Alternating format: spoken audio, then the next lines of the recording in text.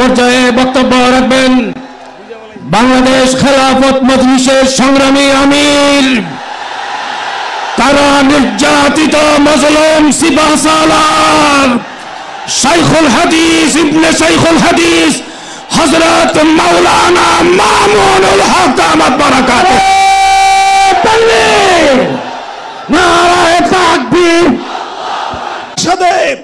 অন্য কেউ যদি নবুয়তের পরিচয় দিতে চায়, সে নবুয়তের এই সুমহান রাজপ্রাসাদের আবর্জনা ময়লা বলে বিবেচিত হবে। ইতিহাসের ঘৃণিত ময়লা আবর্জনা কুখ্যাত গোলাম আহমদ কাদিয়ানী এবং তার অনুসারীদেরকে বাংলার রাষ্ট্রে কাফের ঘোষণা দেখতে চাই।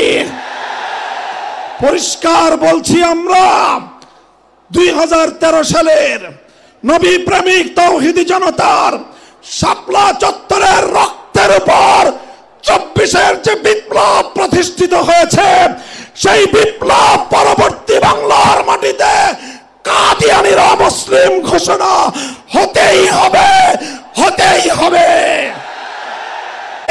পীর সাহেব মধুপুর যেটা তুলেছেন, এবার কাদিয়ানীদের অমুসলিম ঘোষণা দাবি আদায় করার জন্য যদি প্রয়োজন হয় আবার 5 মের মতো ঢাকা অবরোধ করতে হবে, ঢাকা অবরোধ করতে হবে।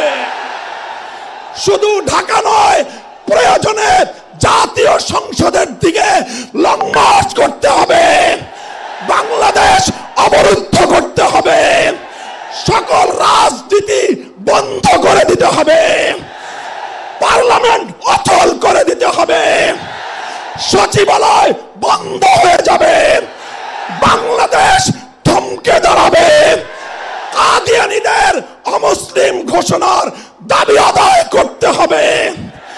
রক্ত দিতে হলে রক্ত দিতে হবে।